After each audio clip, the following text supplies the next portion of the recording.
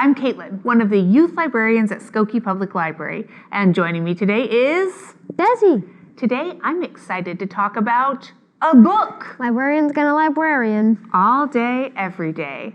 So, a little while ago, I noticed this book on one of our displays. It's called A Rover Story, written by Jasmine Warga. I'm always interested in an unconventional narrator, so of course this one, which is told from the perspective of Mars rover, piqued my curiosity. You do love robots. Everyone does. If you like thinking about big concepts like our place in space and what it means to be human, run to the shelves for this one. That looks really good. Yeah, it really stuck with me. I kept thinking about it long after I was finished, and it made me want to learn more about these missions to Mars. Lucky for you, there's a lot of information out there, especially since Perseverance blasted off in 2020. It's a really big deal. For sure. I spent a lot of time looking through NASA's Mars website, mars.nasa.gov, where you can learn about every mission, including up-to-date information about what's up with Perseverance and his buddy, Ingenuity, the space helicopter. That space helicopter is so cool. It rode to Mars on Perseverance's belly, and it made history. There's never been anything like it up there. You know why it's a big deal, right? Yeah, robot space buddies. Obviously, but even more than that, being able to fly over Mars and take photos and videos mean that scientists will be able to scout ahead before sending rovers out. We can identify danger or obstacles, or just find cool stuff we want to check out. All that seems like a no-brainer. I cannot believe this is the first flight. Why did it take them so long to do this? Because it's super hard. First of all, the atmosphere on Mars is much thinner than the atmosphere on Earth. About 1% of Earth's air density. So, less density, less problems? Not at all. It has to do with the gas molecules in the air. Like if you're climbing up a mountain, the higher you go, the fewer gas molecules there are. They decrease. Oh, that's why it's called thin air. Yes, and in outer space, we're working with very, very thin air. Got it.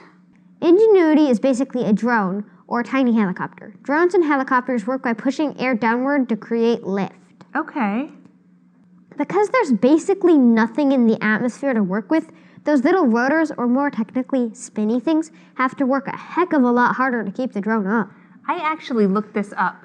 Ingenuity is about this size, but her rotors are about this size. And they have to spin about 5 times faster than the rotors on an Earth helicopter.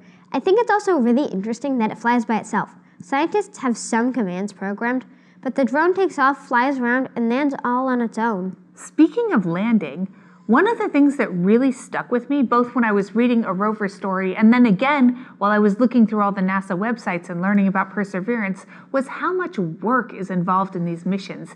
Years of research and tests and simulations. There's a lot that can be planned and prepared, but landing on Mars is particularly hard. One scientist said that on a scale of 1 to 10, landing on Mars is a 20. There are a lot of things that can make it difficult. The thin atmosphere, the weight of the rover, and not knowing exactly what the conditions of the planet are. What if there's a dust storm? Also, did you know that scientists on Earth don't have any contact with the rover while it's making its landing? Here's a fun fact. It takes 11 minutes from communication from Earth to reach the ship, and vice versa. That's true, and it's another reason why landing the rovers is so hard. It takes about 7 minutes for the landing process to finish. Because it takes 11 minutes for communication to reach Earth, by the time information is sent, the rover has already landed. You've just got to hope for the best. Scientists call it 7 minutes of terror. I like learning about how they've landed the different rovers. My favorite is the Pathfinder landing in 1997. It was covered in bouncy airbags. Boing! Perseverance was a multi-pronged situation. First, it hurtled through the thin Martian atmosphere in a protective heat shield. Good thing, because temperatures can reach 2,370 degrees Fahrenheit. I feel like it got that hot here in Skokie last summer. So, the heat shield slows it down to an easygoing 1,000 miles an hour. Very, very calm speed. And then the supersonic parachute is deployed. Whoa. I know, but that's not all. Once the parachute comes out, the heat shield pops off, which looks very cool, but the parachute is only able to slow the descent down to about 200 miles per hour.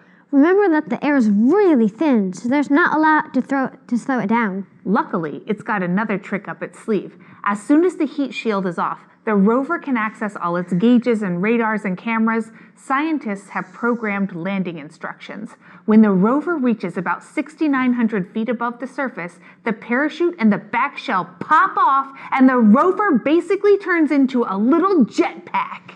It's so cool. The jets slow it down enough to safely land, and there it is, 2 years later, living its best life on Mars with its best robot friend, Ingenuity. So all this got me thinking about one of my favorite science experiments, the egg drop. Yes! For this project, you will need whatever you want to use. Your mission is to build a case for a raw egg that will protect it from breaking when dropped. The cool thing about this project is that there's no wrong way to do it. We had some friends come over to work on this experiment with us. While we worked, we talked a lot about the different ways that scientists protected the rovers. The things they had to think about, like keeping it from getting too hot, how to slow it down as it reached the planet's surface. Think about your own landing. From what height are you dropping your egg? What's the ground like? What materials can you use to keep your egg safe? We used a bunch of stuff that we found in the recycling, and then we dropped our eggs off a 10-foot playground structure. Most of our egg experiments worked, but we had a few casualties. That's what these experiments are for. If you break an egg, think about what went wrong and what changes you could make for next time. Engineering is all about testing and improving. And that brings us to the end. But before we blast off, you know what I always say. That's one small step for man, one giant leap for mankind. You'd be surprised how often that comes up. And also, when you sing a catchy song, you'll never get it wrong. When items are fragile, you have to take care. Especially when hurtling through the thin air. Consider the dangers and plan for the fall, so it can land safely, no damage at all. Thanks for talking blast-offs and landings with us today, junior astronauts. We will see you next time. Until then, safe travels.